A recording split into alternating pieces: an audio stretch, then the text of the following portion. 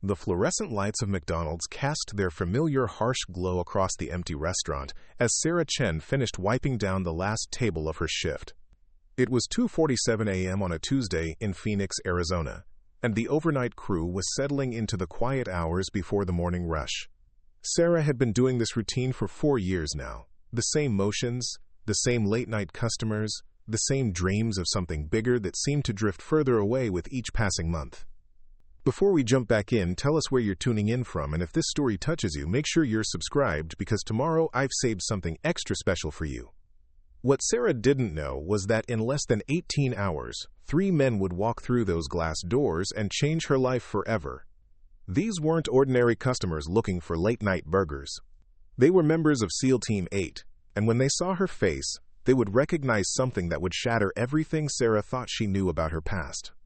But to understand how a McDonald's employee became the center of a military operation that had been classified for over 2 decades, we need to go back to where it all began. Sarah Chen's story actually starts in a place she never knew existed, a small research facility nestled in the mountains of Colorado 26 years ago. Dr. Elena Rodriguez was working late in her laboratory at the Blackwood Research Institute, a government-contracted facility that specialized in experimental medical treatments for military personnel.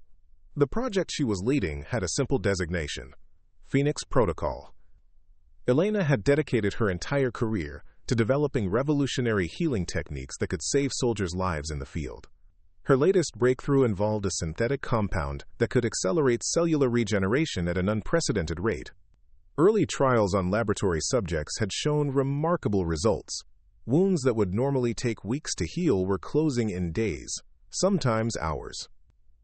But the Phoenix Protocol required one crucial element that had proven nearly impossible to synthesize artificially: a specific genetic marker found in less than 1% of the population. Elena had been searching for compatible subjects for months when she received a call that would change everything. The call came from Dr. Marcus Whitfield at Denver General Hospital. A young woman named Jennifer Chang had been brought in after a severe car accident. The preliminary blood work showed something extraordinary. She possessed the exact genetic sequence Elena had been searching for. More remarkably, Jennifer was pregnant, and early testing suggested the unborn child had inherited an even more concentrated version of the genetic marker. Elena knew this was the breakthrough they had been waiting for. She immediately arranged for Jennifer to be transferred to a specialized wing of the Blackwood facility, under the pretense of providing the best possible care for her high-risk pregnancy. Jennifer, barely conscious and with no family nearby, agreed to the transfer, trusting that these doctors were trying to help her and her unborn child. What Jennifer didn't know was that she had just become Subject Alpha in the most classified medical experiment the military had ever conducted. The pregnancy proceeded under careful observation. Elena and her team monitored every aspect of Jennifer's condition, documenting how the genetic marker was affecting both mother and child. The results were beyond anything they had hoped for. The baby showed signs of accelerated development and what appeared to be enhanced immune responses that could potentially make her nearly invulnerable to conventional weapons and toxins. On March 15, 1998, Jennifer gave birth to a healthy baby girl. The moment Elena saw the infant, she knew they had created something unprecedented. The child's blood work revealed genetic markers that were off the charts. This wasn't just a person with enhanced healing abilities. This was potentially the key to creating super soldiers who could survive injuries that would kill ordinary humans. But Jennifer began asking questions. As she recovered from childbirth, she started noticing things that didn't add up. The facility didn't look like any hospital she had ever seen. The staff seemed more like military personnel than medical professionals. When she tried to call her few remaining friends, she was told the phones were down for maintenance. When she asked about taking her baby home, she was told they needed to run a few more tests. Dr. Elena Rodriguez found herself facing an impossible choice. The Phoenix Protocol represented decades of research and could revolutionize battlefield medicine, potentially saving thousands of military lives. But keeping Jennifer and her baby at the facility against their will crossed every ethical line she had sworn to uphold as a doctor. The decision was made for her on a cold Thursday morning in April. Jennifer had discovered the truth about the facility during a late-night exploration when she couldn't sleep. She had found classified documents detailing the Phoenix Protocol and realized that she and her baby were experimental subjects, not patients. In a moment of desperation and maternal instinct, Jennifer managed to escape the facility with her infant daughter during a shift change. The escape triggered a massive manhunt. Military personnel combed the Colorado mountains for days, but Jennifer seemed to have vanished without a trace. Elena knew that Jennifer was intelligent and resourceful, but escaping from trained military trackers with a newborn baby seemed impossible. What the search teams didn't know was that Jennifer had found help from an unexpected source. Thomas Sullivan was a former Army medic who had been discharged after questioning orders during a classified operation in Bosnia. He was living off the grid in a cabin deep in the Colorado wilderness, trying to forget the things he had seen and done in service to his country. When Jennifer stumbled through his door in the middle of a snowstorm, carrying a baby and bleeding from cuts sustained during her escape, Thomas didn't ask questions. He recognized the look of someone running from something they couldn't fight. He had worn that same expression when he left the Army. Thomas helped Jennifer disappear completely. Using contacts from his military days who specialized in creating new identities for people who needed to vanish, he arranged for Jennifer and her baby to get new names, new documents, and a new life far from Colorado. Jennifer Chang became Lisa Wang, and her daughter became Sarah Chen, a name chosen specifically because it would blend in among the large Asian American population of Phoenix, Arizona. But the stress of the escape, the constant fear of being found, and the knowledge that powerful people were hunting for her child took its toll on Jennifer. She developed severe anxiety and depression that no amount of medication seemed to help. Despite Thomas's efforts to create a safe environment, Jennifer lived in constant terror that the men from the facility would find them.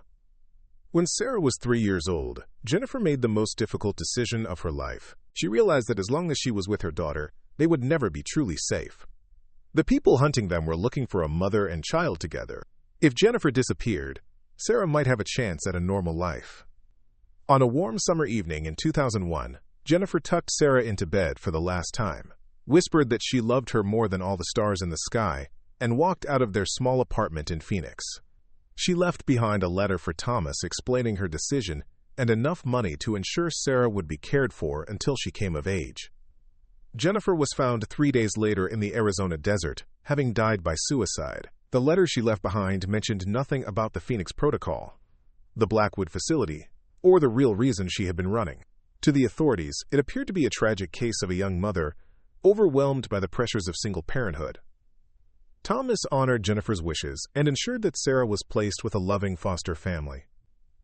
The Hendersons were a middle-class couple who had been trying to have children for years. They welcomed 3-year-old Sarah into their home and raised her as their own daughter, never knowing the incredible secret hidden in her DNA. As Sarah grew up in Phoenix, she showed signs of the genetic modifications that had made her so valuable to the Phoenix Protocol. She never seemed to get sick, even when flu outbreaks swept through her school. Minor cuts and bruises healed with remarkable speed. She was naturally athletic and excelled in every sport she tried, though she never pursued them seriously. But Sarah also struggled with questions about her identity. The Hendersons had told her she was adopted, but they knew very little about her birth mother beyond the basic information provided by social services. Sarah often wondered about where she came from and why her mother had given her up. Despite her questions about the past, Sarah had a relatively normal childhood and adolescence. She was popular in school, maintained good grades, and seemed destined for college and a successful career. But when she graduated high school in 2016, the economic realities of her situation became clear. The Hendersons had done their best to provide for her, but they didn't have the financial resources to help with college expenses. Sarah took a job at the McDonald's near her high school to start saving money for community college. She figured she would work there for a few months, maybe a year at most, just long enough to get some money together and figure out her next steps. 4 years later, she was still there. Life had a way of creating obstacles that made it harder and harder to leave. The Hendersons faced their own financial struggles, and Sarah found herself helping to support the family that had raised her. Her dreams of college and a different life became something she thought about less and less often. What Sarah never knew was that her genetic signature had never stopped being monitored. Advanced government surveillance systems had been quietly tracking individuals with unusual genetic markers since the early 2000s. Every time Sarah visited a doctor, gave blood, or even provided a saliva sample for a seemingly innocent DNA ancestry test she had taken on a whim, the information was flagged and stored in classified databases. Dr. Elena Rodriguez, now in her 70s and long retired from the Blackwood Research Institute, had never stopped thinking about Subject Alpha. She had spent decades wondering what had happened to the baby whose genetic code could have revolutionized military medicine. Elena had left the Phoenix Protocol shortly after Jennifer's escape, unable to continue research that she knew was built on deception and exploitation. But Elena wasn't the only one who remembered the Phoenix Protocol. In recent years, advances in genetic research and the increasing sophistication of military biotechnology had renewed interest in the project. New leadership at the Pentagon had discovered the old files and realized that Subject Alpha, now a grown woman, represented an opportunity they couldn't afford to ignore. The world had become a more dangerous place. American forces were facing new threats that conventional training and equipment couldn't always handle. The idea of soldiers with enhanced healing abilities and genetic resistance to biological weapons was no longer science fiction. It was a military necessity. Orders came down through channels so classified that only a handful of people knew they existed. Find Subject Alpha, bring her in. Complete what the Phoenix Protocol had started over 2 decades ago. Sarah Chen had no idea that as she went through her daily routine at McDonald's, asking customers if they wanted to make their meal a combo, powerful forces were closing in on her. She didn't know that the face she saw in the mirror every morning was the same one that appeared in classified files, marked with the highest levels of government secrecy. Preparing and narrating this story took us a lot of time, so if you are enjoying it, subscribe to our channel. It means a lot to us. Now back to the story. She was about to discover that some secrets are too important to stay buried forever, and that the past she had never known was about to collide with her present in ways she could never have imagined. The 3 men who would walk through the doors of her McDonald's in 18 hours were part of an extraction team that had been hunting for her for months. They had finally found Subject Alpha, and this time, there would be no escape.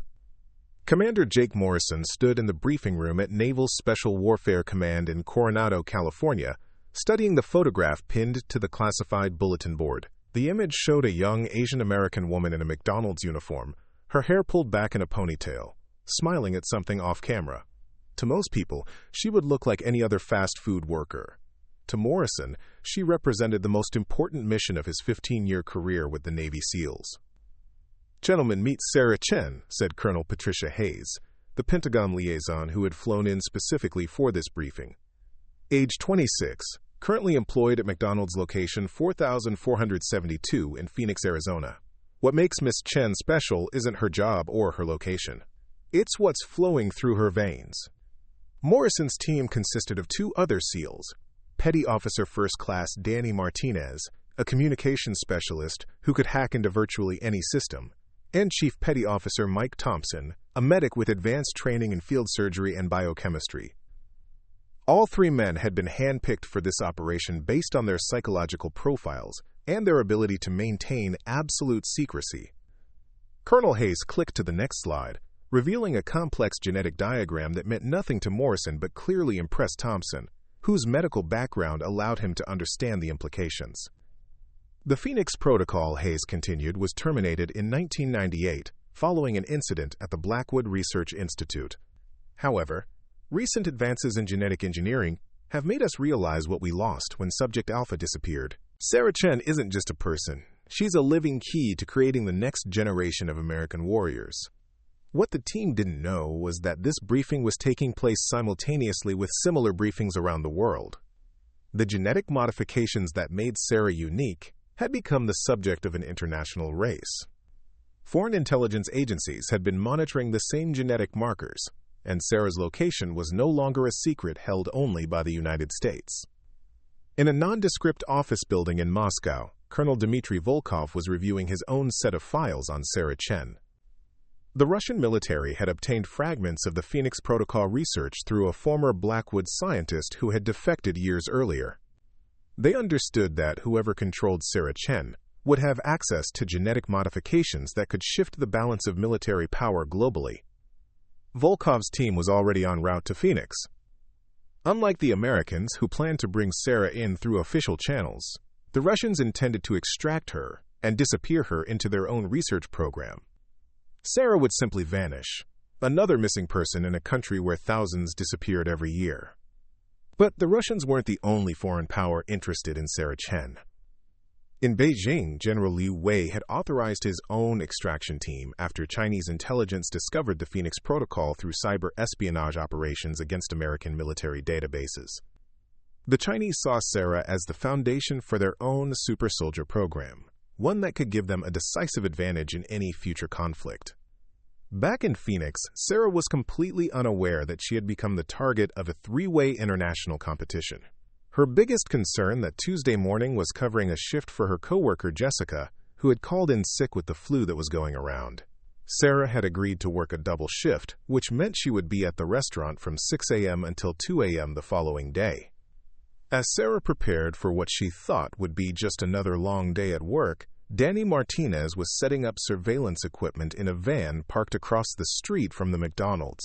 His orders were to monitor Sarah's patterns and identify the best opportunity for contact. The team had studied weeks of security footage and knew Sarah's schedule down to the minute. "She's consistent," Martinez reported through his encrypted communication device. "Same route to work every day, same lunch break at 2 p.m., same closing routine. She's a creature of habit." Commander Morrison was studying the tactical situation from a hotel room 3 blocks away. The mission parameters were unlike anything he had encountered in his career. Most SEAL operations involved eliminating targets or extracting friendly personnel from hostile environments. This mission required them to approach a civilian on American soil and convince her to voluntarily participate in a classified military program. The challenge was complicated by the fact that Sarah had no idea about her genetic uniqueness or her connection to the Phoenix Protocol. How do you tell someone that they're not who they think they are? How do you explain that their DNA contains modifications that could save thousands of lives or create unbeatable soldiers? Thompson, meanwhile, was reviewing the medical files that outlined exactly what made Sarah special. The genetic modifications in her system weren't just about healing. Her immune system was theoretically capable of adapting to biological weapons in real time. Her muscle fibers had enhanced efficiency that would make her stronger and faster than normal humans. Her nervous system showed modifications that could potentially allow her to process information and react to threats at superhuman speeds. But the most remarkable aspect of Sarah's genetics was something the original Phoenix Protocol researchers had never fully understood. The modifications weren't static. They were designed to evolve and improve over time. At 26, Sarah was theoretically just beginning to reach her full potential. By the time she was 30, she could possess abilities that bordered on superhuman. What Morrison's team didn't know was that other groups were also closing in on Sarah, and they weren't all interested in playing by American rules. Colonel Volkov's team had arrived in Phoenix the previous night and was conducting their own surveillance. Unlike the Americans, who were trying to maintain a low profile, the Russians were prepared to use whatever force was necessary to secure Sarah. They had identified the McDonald's as a soft target with minimal security and multiple exit routes. The Russian plan was simple and brutal. They would wait until Sarah's late shift when the restaurant was nearly empty, neutralize any witnesses, and extract her before local law enforcement could respond. Sarah would be transported to a safe house outside the city, then moved to a private airfield where a plane was waiting to take her to a research facility in Siberia. General Liu's Chinese team had taken a different approach. Rather than direct extraction, they planned to approach Sarah as potential employers, offering her a lucrative job opportunity. Their cover story involved a biotechnology company looking for individuals with rare genetic markers for a medical research study. Sarah would be invited to participate voluntarily, not knowing that once she was in Chinese custody, she would never be allowed to leave. As Tuesday afternoon arrived, all 3 teams were in position around the McDonald's, each unaware of the other's presence. Sarah continued her shift, taking orders and preparing food, completely oblivious to the fact that she was at the center of an international incident waiting to happen. The first sign that something was wrong came at 4:30 p.m. when Danny Martinez noticed the van that had been parked near the restaurant's back entrance for the past hour. The vehicle had diplomatic plates, which immediately raised red flags. Martinez began running the license through government databases while maintaining visual surveillance on the occupants. At the same time, Commander Morrison spotted the second surveillance team positioned in a coffee shop across the street. The men looked like tourists. but their behavior patterns and the way they maintained visual contact with the McDonald's entrance suggested professional training. Morrison's instincts, honed by years of combat operations, told him that his team was no longer alone.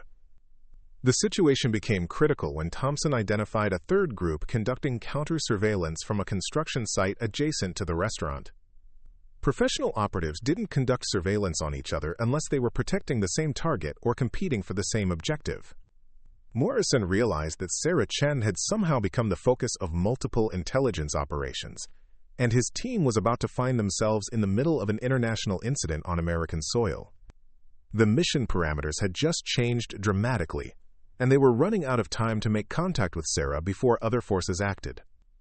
As the afternoon wore on, each team began making final preparations for their respective operations. The Americans were trying to maintain their original plan of peaceful contact. The Russians were preparing for a violent extraction. The Chinese were implementing their deception strategy.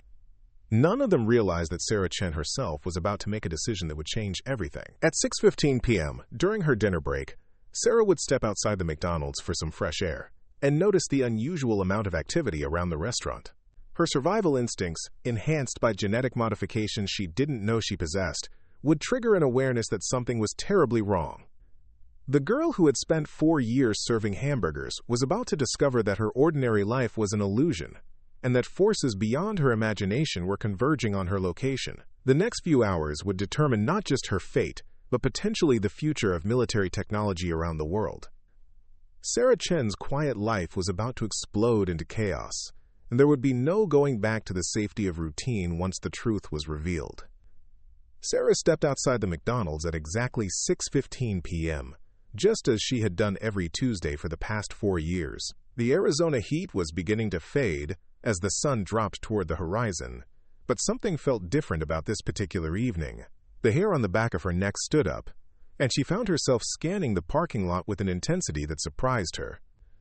3 vehicles that she had never seen before were positioned at different points around the restaurant. A white van sat near the dumpster behind the building. A black SUV was parked in the coffee shop lot across the street, and a construction truck had been idle at the adjacent work site for longer than seemed normal. Any one of these might have been coincidence, but all 3 together triggered an alarm in Sarah's mind that she couldn't explain. What Sarah didn't know was that her enhanced genetics were finally beginning to manifest in ways beyond accelerated healing. The Phoenix Protocol modifications included heightened pattern recognition and threat assessment capabilities that were designed to keep enhanced soldiers alive in hostile environments. After 26 years of dormancy, these survival instincts were awakening. Inside the white van, Colonel Volkov received confirmation from his team that the American surveillance operation had been identified. Through intercepted communications, they had learned that a U.S. Navy SEAL team was also positioned around the restaurant. This complicated their extraction plan significantly, but Volkov was a veteran of conflicts where Russian forces had operated against American interests. He knew how to adapt. "Change of plans," Volkov communicated to his operatives. "We move in 20 minutes, regardless of American presence. Subject Alpha is too valuable to lose to diplomatic concerns."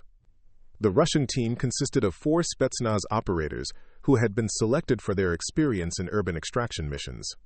Unlike the Americans, who were constrained by operating on their own soil, the Russians were prepared to treat this as a wartime operation.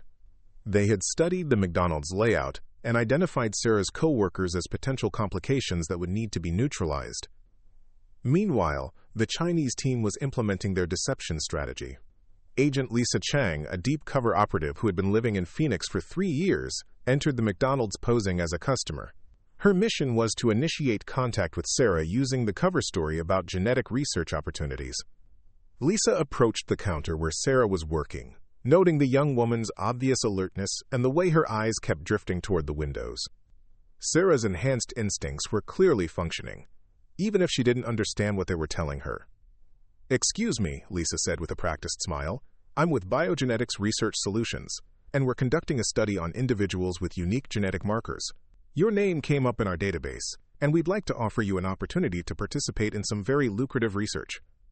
Sarah felt an immediate wave of suspicion that seemed to come from nowhere. The woman seemed friendly enough, but something about the timing of this offer, combined with the unusual activity outside, set off every internal alarm Sarah possessed. "I'm sorry, but I'm not interested," Sarah replied, her voice steadier than she felt. "And I've never given my genetic information to any research company." Lisa persisted, pulling out a business card and a tablet displaying what appeared to be legitimate research documentation. The compensation would be substantial. "We're talking about $50,000 for a few weeks of participation. All you would need to do is spend some time at our research facility while we run some tests." The mention of tests triggered something deep in Sarah's subconscious. Images flashed through her mind, fragments of memories that shouldn't exist. A woman crying, men in white coats, the sound of machinery. Sarah's head began to pound as suppressed memories that had been locked away since early childhood started to surface. Commander Morrison watched this interaction through high-powered optics from his position in the hotel room. He could see that Sarah was becoming agitated and that the Asian woman at the counter was becoming more insistent. The body language suggested that this wasn't a normal customer interaction. "Martinez, run facial recognition on the woman talking to our target," Morrison ordered through his encrypted communication system. Within minutes, Martinez had identified Lisa Chang as a Chinese intelligence operative with suspected ties to military biotechnology theft. The situation was escalating beyond anything the American team had anticipated. Thompson, monitoring from a different angle, noticed movement from the Russian position. "Commander, the white van team is gearing up. They're wearing tactical equipment under civilian clothes." Morrison realized that they were about to lose control of the situation entirely. Multiple foreign intelligence services were converging on an American citizen on U.S. soil, and a firefight between international operatives could create a diplomatic crisis that would dwarf the original Phoenix Protocol scandal. Back inside the McDonald's, Sarah was experiencing something she had never felt before. The pounding in her head was intensifying, and with it came flashes of clarity about her own capabilities. She could hear Lisa Chang's heartbeat accelerating, indicating deception. She could smell the chemical residue of weapons-cleaning solvents on the woman's clothing. Her vision seemed sharper, picking up micro-expressions that revealed Lisa's growing desperation. "I need you to leave now," Sarah said, her voice carrying an authority that surprised both women. "And I need you to tell whoever sent you that I'm not interested in their research." Lisa realized that her cover was blown and that Sarah possessed awareness capabilities that hadn't been mentioned in the intelligence files. She activated a small transmitter in her pocket, signaling to her backup team that the peaceful approach had failed. The signal was intercepted by both the American and Russian surveillance teams, confirming that all three operations were now in danger of open conflict. Sarah felt the change in the restaurant's atmosphere immediately. The few other customers seemed to sense the tension and were gathering their belongings to leave.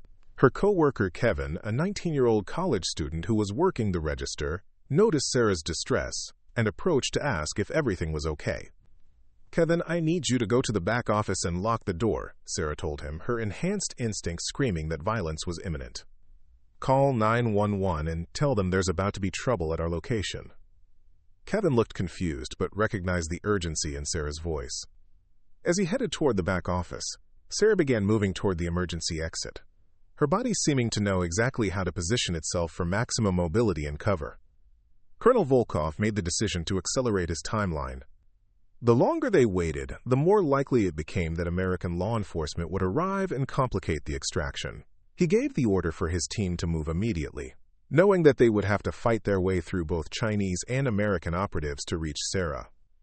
The Russian team approached the McDonald's from three directions simultaneously. Two operatives entered through the main door, while a third came through the employee entrance, and a fourth positioned himself to block potential escape routes. Commander Morrison saw the Russian movement and realized that diplomatic solutions were no longer possible. "All units, we have hostile foreign operatives moving on the target. This is now a protection detail. Rules of engagement are weapons-free." Sarah was halfway to the emergency exit when the first Russian operative entered the restaurant.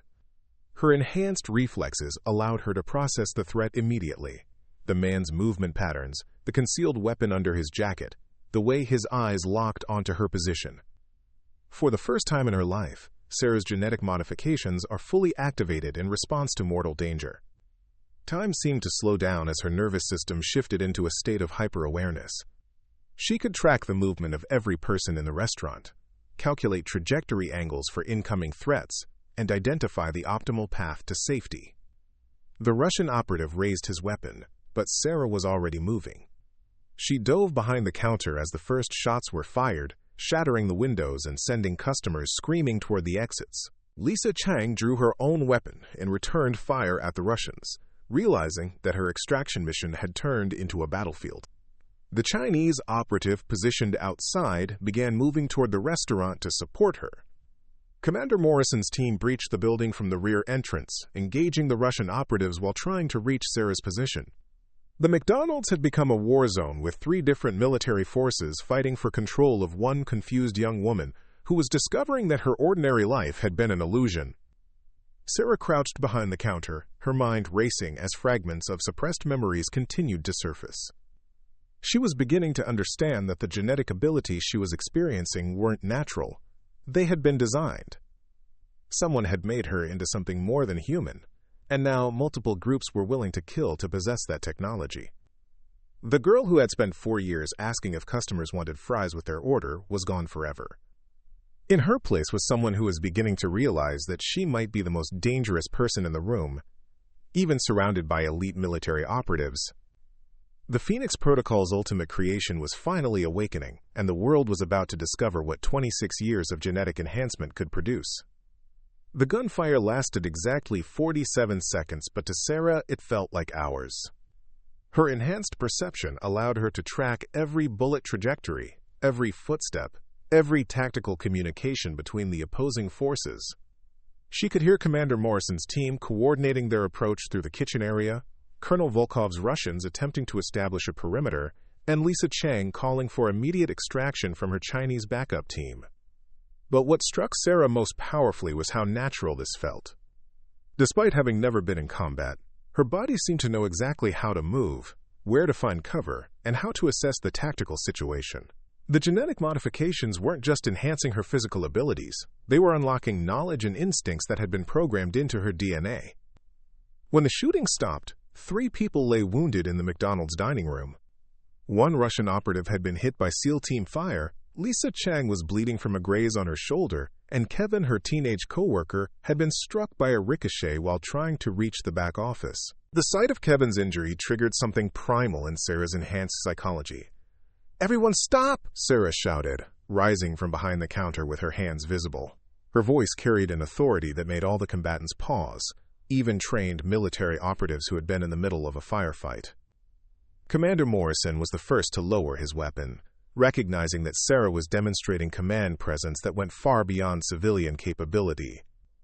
"Miss Chen, I'm Commander Morrison, United States Navy. We're here to protect you." "Protect me from what?" Sarah demanded, moving toward Kevin's position while keeping all the armed personnel in her peripheral vision. Her enhanced spatial awareness allowed her to track everyone simultaneously. "From them, or from whatever you people did to me?" The fragmented memories were becoming clearer now, triggered by the adrenaline and stress of combat. Sarah could see flashes of her early childhood. Laboratory equipment, people in white coats taking blood samples, her mother crying and arguing with men in military uniforms. The Phoenix Protocol wasn't just history she was learning about. It was her own suppressed past surfacing. Lisa Chang, despite her wound, maintained her position and kept her weapon ready. "Sarah, my government can offer you protection and answers about your origins. The Americans created you as a weapon. We can help you understand what was done to you." Colonel Volkov, realizing that his extraction mission had become compromised beyond salvage, made a tactical decision to shift to intelligence gathering. His wounded operative was bleeding heavily, and American law enforcement sirens could be heard approaching in the distance.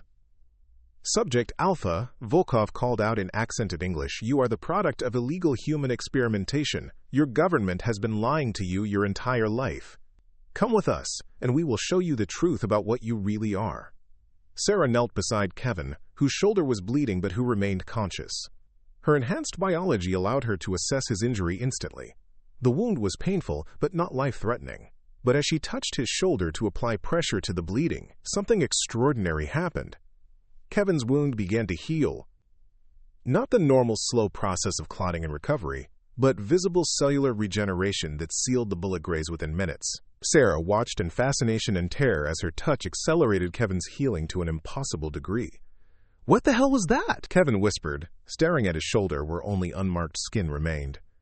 Commander Morrison stepped closer, his weapon lowered but ready. "Miss Chen, that's one of the abilities the Phoenix Protocol gave you.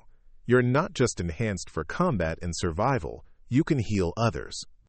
The revelation hit Sarah like a physical blow. She wasn't just a victim of genetic experimentation, she was a living medical miracle. The implications were staggering. If she could heal bullet wounds with a touch, what else could she do? How many lives could she save? How many people were suffering from injuries and diseases that her abilities could cure? But the darker implications were equally clear. If governments were willing to kill for access to her combat abilities, what would they do to possess her healing powers? Outside, Phoenix Police Department units were establishing a perimeter around the McDonald's. Detective Amanda Foster was the first responder on scene, and she quickly realized that this wasn't a normal armed robbery or gang shooting. The tactical gear scattered around the restaurant, the international mix of operatives, and the sophisticated weapons suggested something far beyond local law enforcement's typical jurisdiction. "This is Detective Foster requesting immediate federal backup," she radioed to dispatch. "We have what appears to be international operatives engaged in armed conflict at McDonald's location 4472. I need the FBI, ATF, and probably Homeland Security on scene immediately." Inside the restaurant, Sarah was making rapid calculations about her survival options. The local police outside wouldn't be able to protect her from the kind of resources that international governments could bring to bear. The three teams currently in the restaurant represented just the advanced elements of much larger operations. "All of you," Sarah said, addressing the room, "need to understand something. I'm not going with any of you." Commander Morrison started to speak, but Sarah cut him off. "You created me without my consent, hid the truth from me for 26 years, and now you want me to voluntarily participate in whatever new experiments you have planned. The answer is no." Lisa Chang tried a different approach. "Sarah, you can't hide from this. Every government in the world will be looking for you now. You need protection and you need answers about your abilities." Maybe Sarah acknowledged, but I'll find my own answers and my own protection. What none of the operatives expected was for Sarah to demonstrate abilities that went beyond anything in the Phoenix Protocol files. As she spoke, she was subconsciously using enhanced pheromone production to influence the emotional states of everyone in the room. The combatants were becoming less aggressive, more inclined to listen and negotiate rather than fight. Colonel Volkov was the first to notice the change. His years of experience with chemical warfare made him sensitive to airborne influences on behavior. "She's doing something to us," he warned his team in Russian. "Some kind of biochemical influence." But even knowing what was happening didn't make the effect less powerful. Sarah's genetic modifications included psychological warfare capabilities that operated below the level of conscious awareness. Thompson, the SEAL team medic, was monitoring the room's biorhythms through his advanced equipment. "Commander, I'm reading elevated serotonin and dopamine levels in all personnel. She's somehow affecting our neurochemistry." Sarah realized what she was doing and consciously stopped the pheromone production. The sudden change in the room's atmosphere was noticeable to everyone present. She was beginning to understand that her abilities extended far beyond accelerated healing and enhanced reflexes. "I need to leave," Sarah announced, moving toward the emergency exit. "And none of you are going to stop me." Commander Morrison knew that letting Sarah escape would end his career and potentially create a national security disaster. But he also recognized that forcing her to comply would make the United States no better than the foreign powers trying to kidnap her. "Miss Chen, wait," Morrison called out. "There's something else you need to know before you make any decisions." Sarah paused at the exit, her hand on the door handle. "Your mother, Jennifer Chang, didn't abandon you willingly.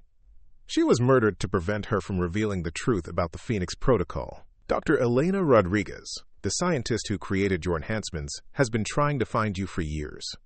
She wants to help you understand what was done to you and how to control your abilities."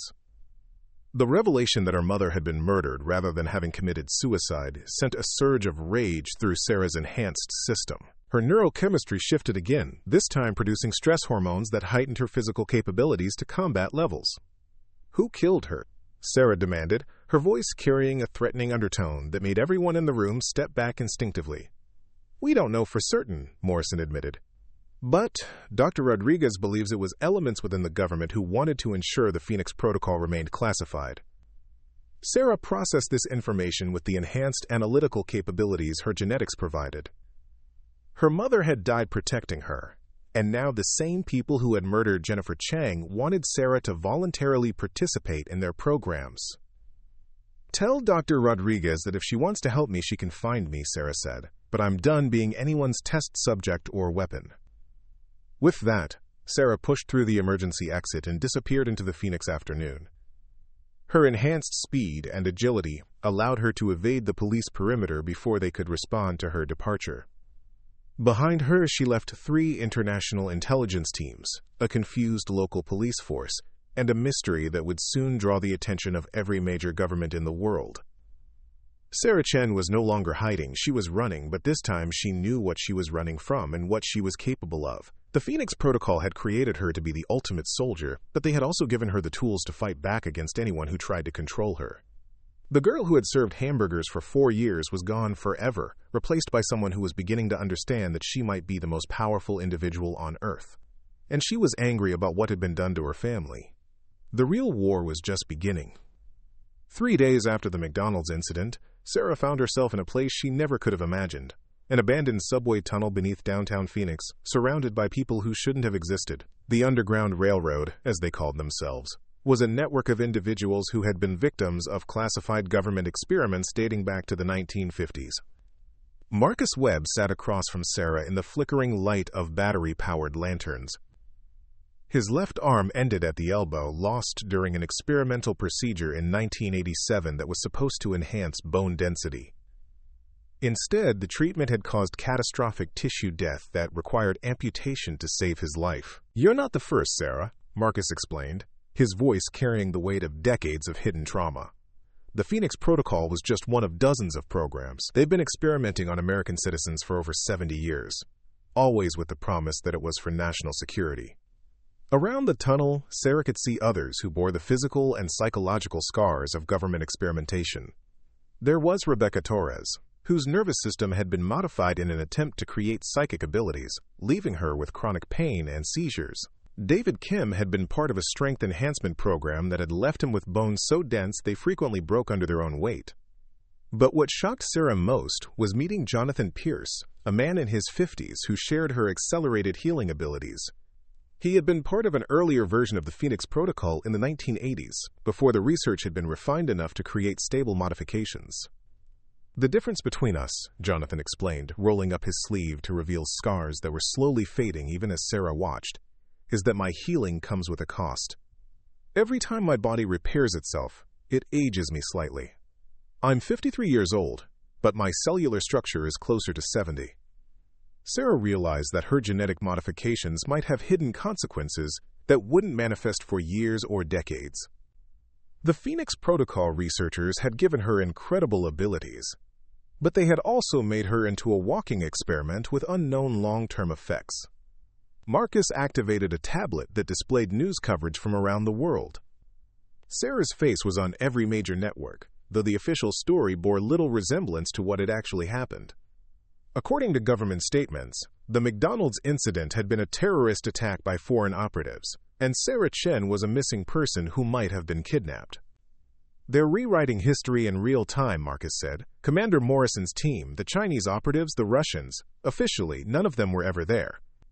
You've become a ghost, Sarah. You don't exist in any database anymore." What Sarah didn't know was that her disappearance had triggered a massive covert manhunt, involving resources from multiple government agencies. The FBI had quietly taken over the investigation from local police, while the CIA was tracking international intelligence activity related to her case. The NSA was monitoring every communication that mentioned genetic enhancement or the Phoenix Protocol. But the most intensive search was being conducted by a black budget organization that existed in the shadows between legitimate agencies. The Special Activities Division had been tasked with locating Sarah and bringing her in alive, regardless of constitutional protections or legal limitations. Director Alan Reeves stood in a secure briefing room in Langley, Virginia, studying satellite imagery of Phoenix that showed heat signatures consistent with underground facilities.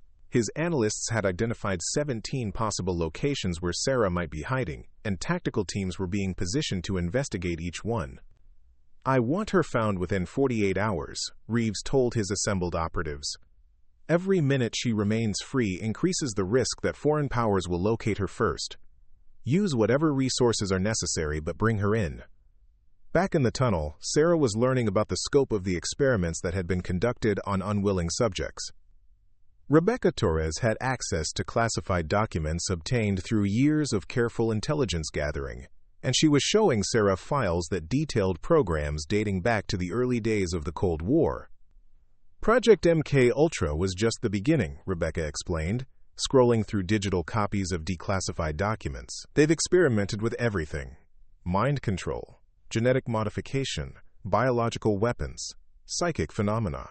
The Phoenix Protocol was their most successful program, and you're proof that it worked." Sarah studied photographs of other test subjects, many of whom had died during the experimental procedures. Children who had been subjected to radiation exposure, adults who had been infected with engineered diseases, families who had been unknowingly dosed with experimental drugs through their food and water supply. "How many people know about this?" Sarah asked, horrified by the scale of what she was seeing. "More than you might think," Marcus replied. "But most of them are too afraid to speak out. The government has ways of silencing people who know too much. Heart attacks, car accidents, suicides, all very convenient when someone gets too close to the truth."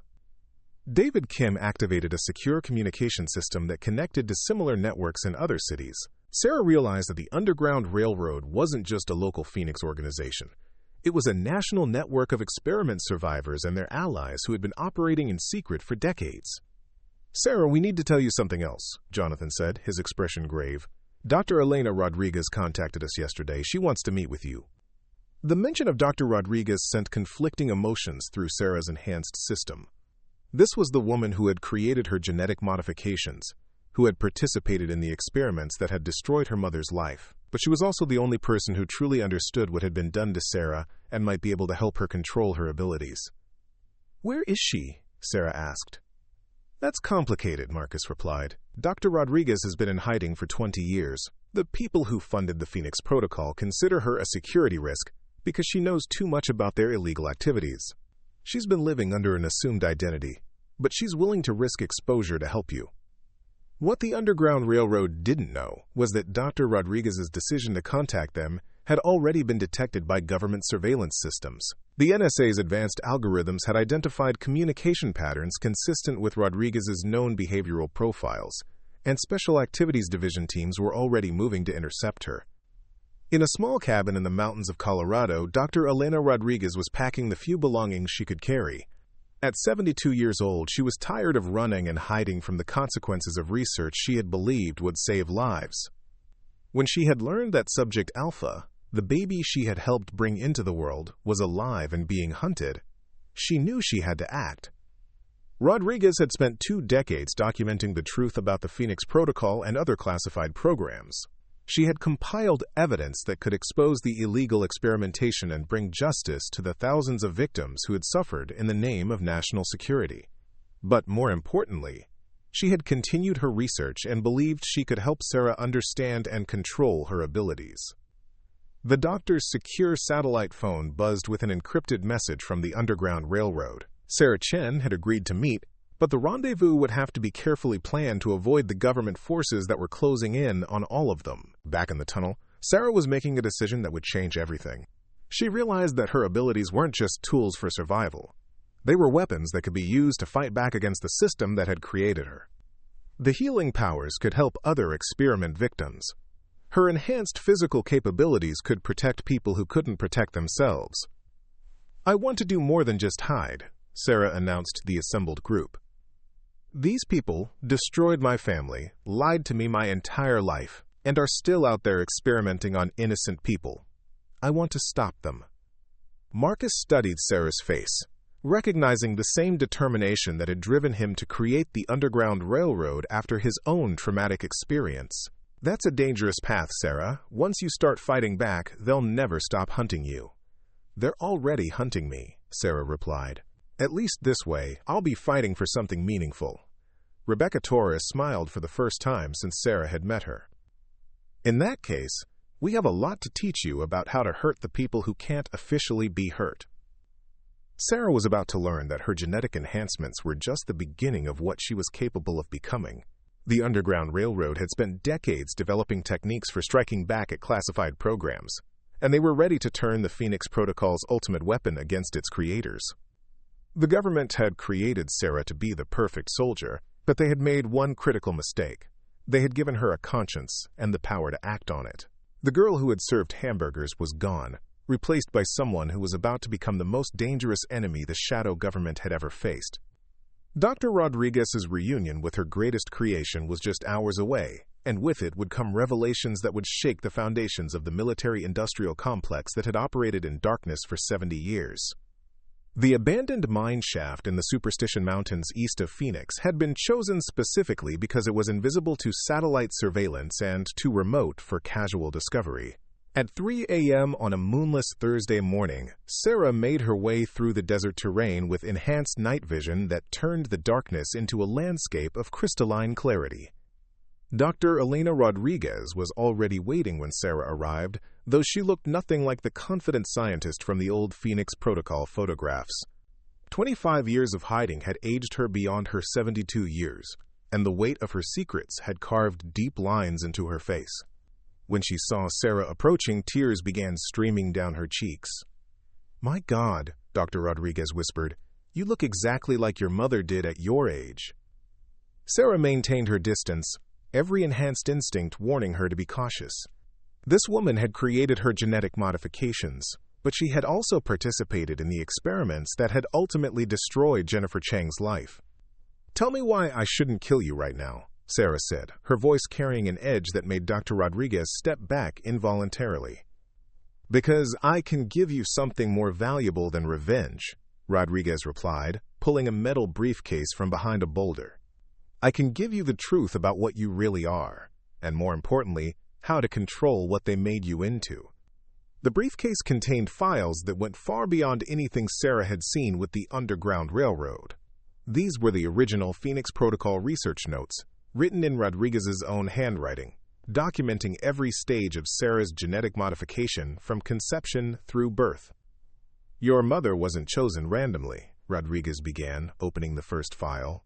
"Jennifer Chang was identified because she carried a specific genetic sequence that occurs in less than 1 in 10 million people. But what made her truly special was that she was a carrier of dormant abilities that had been passed down through her family line for generations." Sarah studied the genetic charts that showed her family tree extending back over 2 centuries. Names and dates traced a lineage of individuals who had demonstrated unusual healing abilities, enhanced physical performance, and extended lifespans. The Phoenix Protocol hadn't created these traits from nothing. It had awakened and amplified abilities that were already encoded in Sarah's DNA. "Does my family have these abilities naturally?" Sarah asked, her worldview shifting once again. "Your great-great-grandmother, Mei Chang, was documented by missionaries in China as being able to heal others through touch," Rodriguez explained.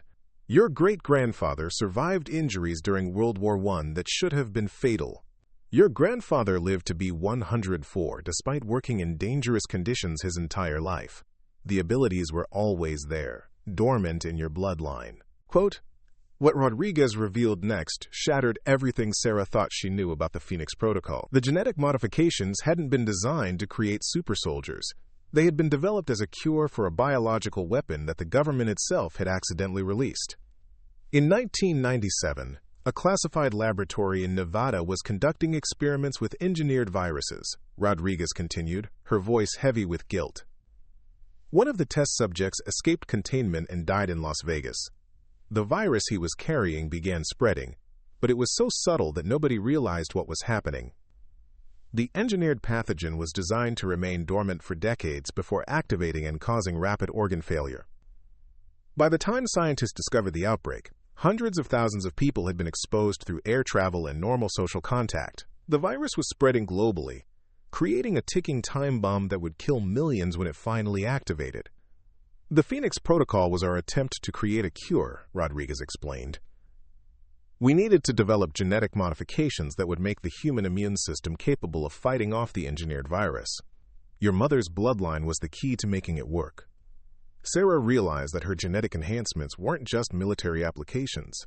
They were prototypes for a treatment that could save the human race from a government-created plague. Every ability she possessed, from accelerated healing to enhanced immune function, had been designed to counteract specific aspects of the biological weapon. But something went wrong during the modification process, Rodriguez continued, pulling out photographs that showed Sarah as a newborn. The enhancements worked better than we had ever hoped. You didn't just develop immunity to the virus. You became capable of producing antibodies that could cure others. The implications hit Sarah like a physical blow. She wasn't just enhanced for combat. She was literally the cure for a plague that was still dormant in millions of people around the world. Her blood, her saliva, even her tears contained antibodies that could save lives on a massive scale. How long before the virus activates? Sarah asked, dreading the answer. Our models predicted activation would begin sometime in the next 5 years, Rodriguez replied. But recent intelligence suggests the timeline may be accelerating. Climate change and environmental factors are causing the virus to mutate faster than we anticipated. What Rodriguez didn't tell Sarah was that the government had continued developing the Phoenix Protocol enhancements in secret. Using Sarah's genetic profile as a template, they had been conducting new experiments on unwilling subjects, trying to recreate her abilities artificially. Most of the test subjects had died, but a few had survived with modified versions of Sarah's powers. At that moment, one of those survivors was tracking them through the desert. Agent Christina Vance had been part of Phoenix Protocol version 2.0, an attempt to recreate Sarah's abilities using volunteer military personnel. The experiments had given her enhanced tracking capabilities and the ability to survive in extreme environments, but they had also left her with neurological damage that made her extremely violent and unpredictable.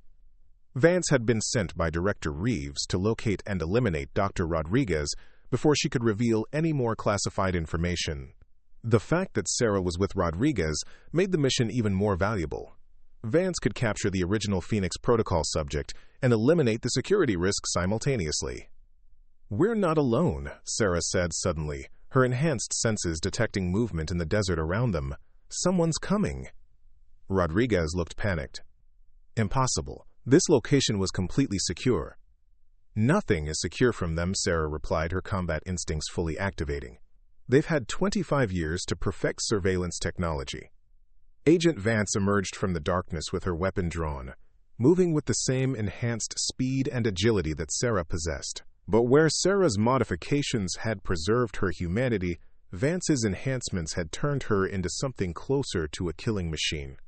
"Dr. Elena Rodriguez, you're under arrest for treason and violations of the Espionage Act," Vance announced, her voice carrying an artificial quality that suggested significant neurological alterations. "Subject Alpha, you will surrender immediately for protective custody." Sarah stepped protectively in front of Rodriguez, realizing that this was another Phoenix Protocol subject, but one who had been broken by the enhancement process. "My name is Sarah Chen," she replied, "and I'm not going anywhere with you." Vance smiled, an expression that looked wrong on her modified features. "I was hoping you would resist. The director authorized me to use any force necessary." The fight that followed was unlike anything Sarah had experienced.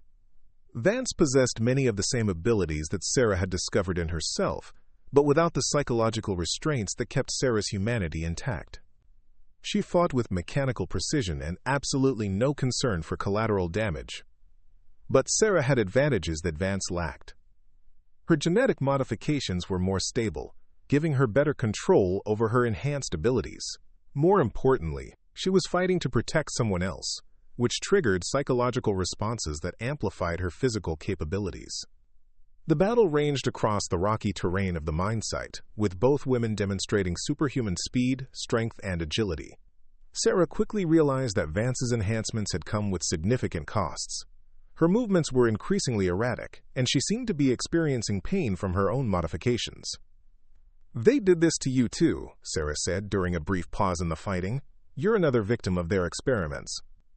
For a moment, Vance's artificial composure cracked, revealing the broken person underneath the military conditioning. "I volunteered," she said, her voice suddenly human again. "They told me I could become a hero like you." "I'm not a hero," Sarah replied. "I'm just someone trying to survive what they did to all of us." But the moment of connection was brief. Vance's programming reasserted itself, and she resumed her attack with even greater violence.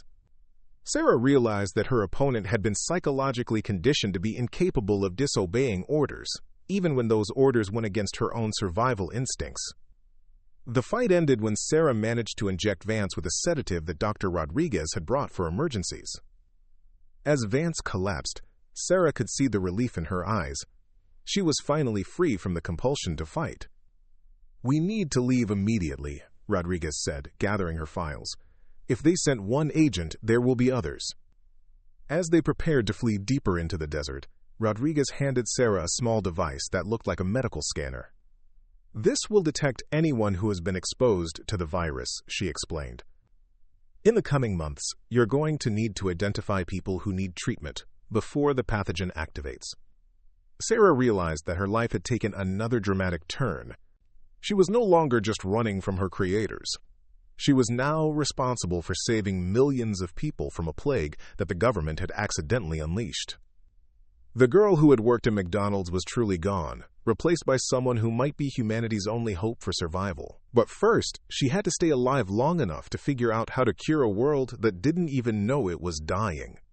6 months after the encounter in the desert mine, Sarah Chen stood on the observation deck of a repurposed oil tanker in international waters, watching the sunrise paint the Pacific Ocean in shades of gold and crimson.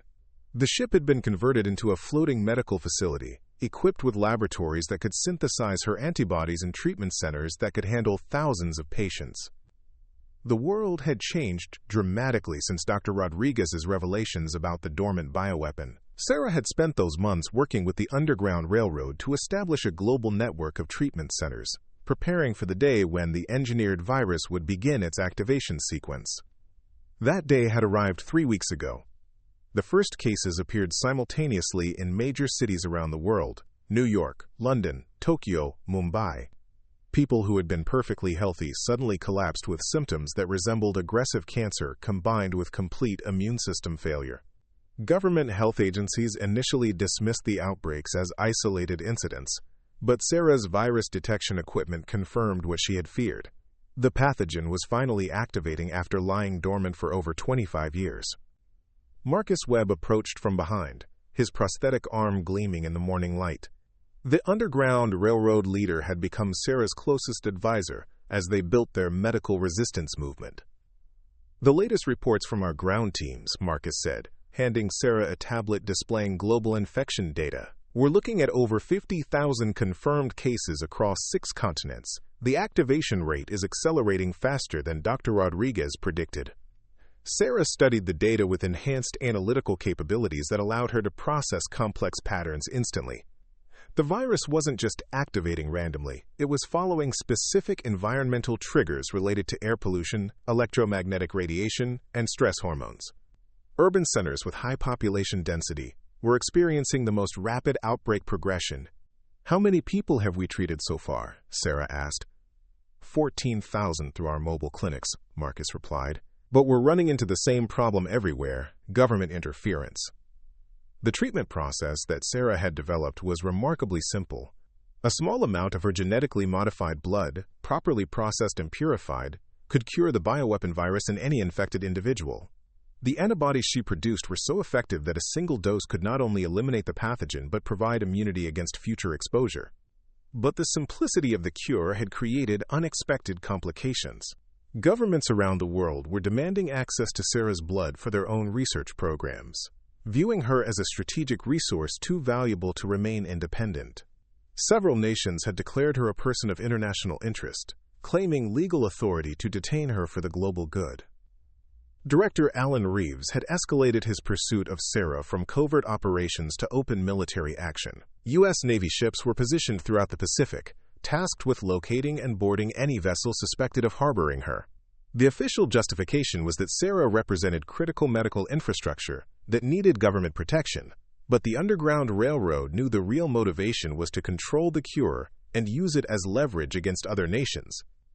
"There's something else," Marcus continued, his expression grim. "Intelligence from Rebecca's network suggests that some governments are planning to let their own populations die rather than acknowledge the bioweapon outbreak." The political implications of the virus were staggering. Admitting that the pathogen existed would require governments to explain how millions of people had been exposed to an engineered biological weapon. The cover-up involved would implicate dozens of classified programs spanning multiple decades in several countries.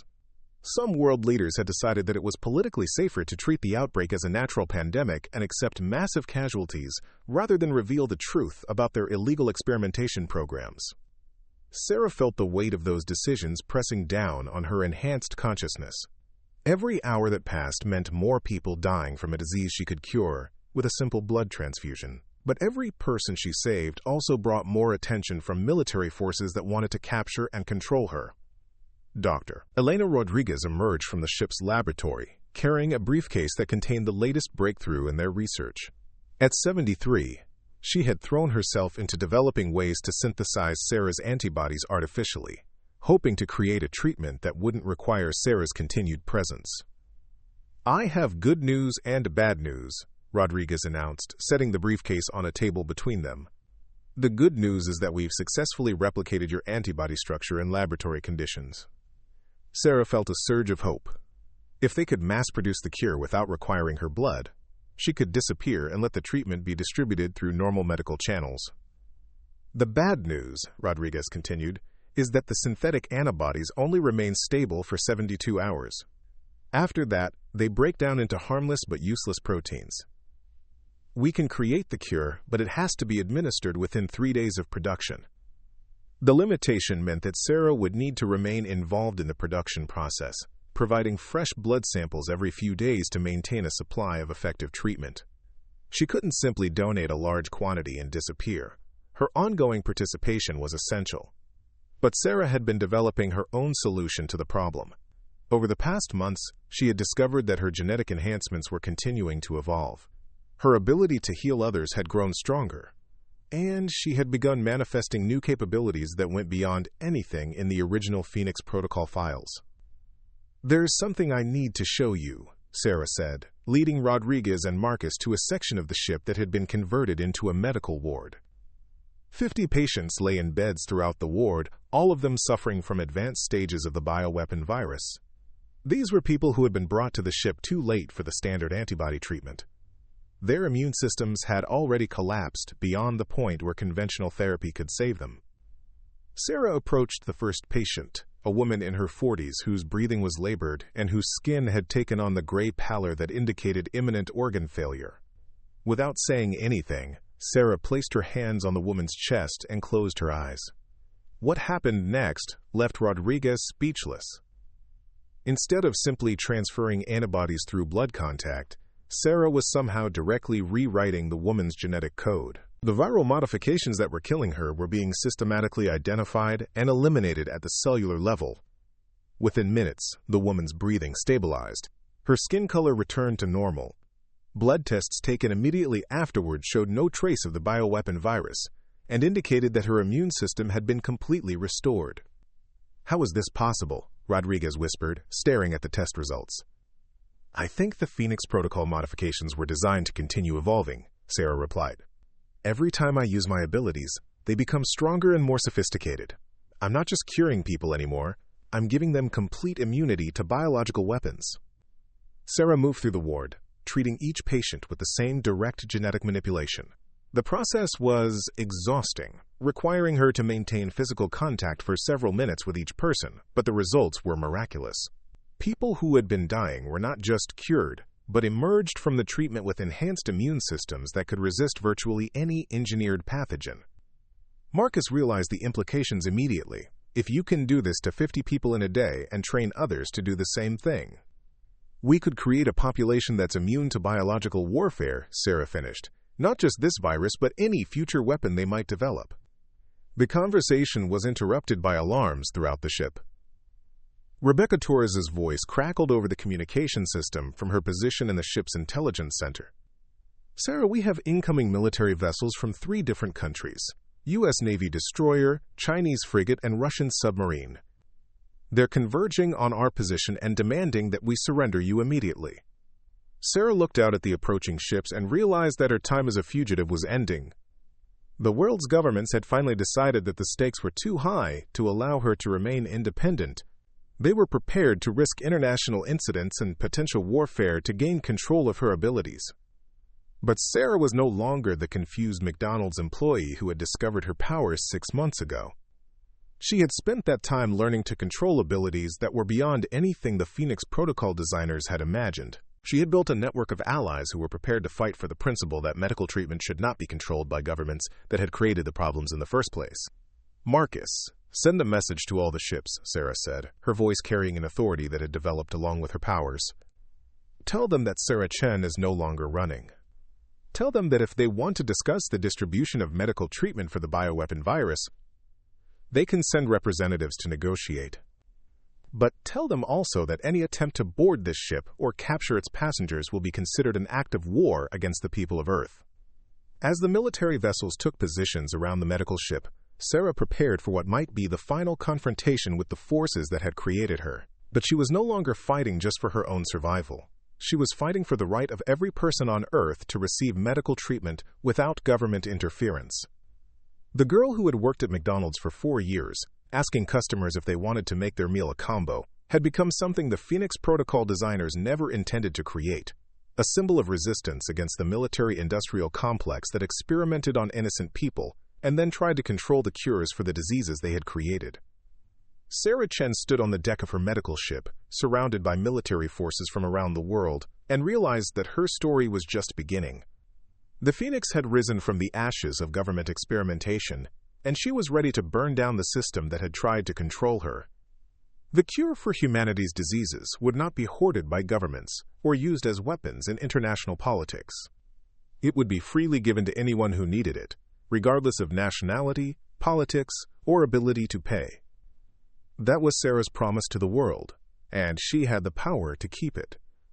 Up next, you've got 2 more standout stories right on your screen. If this one hits the mark, you won't want to pass these up. Just click and check them out. And don't forget to subscribe and turn on the notification bell so you don't miss any upload from us.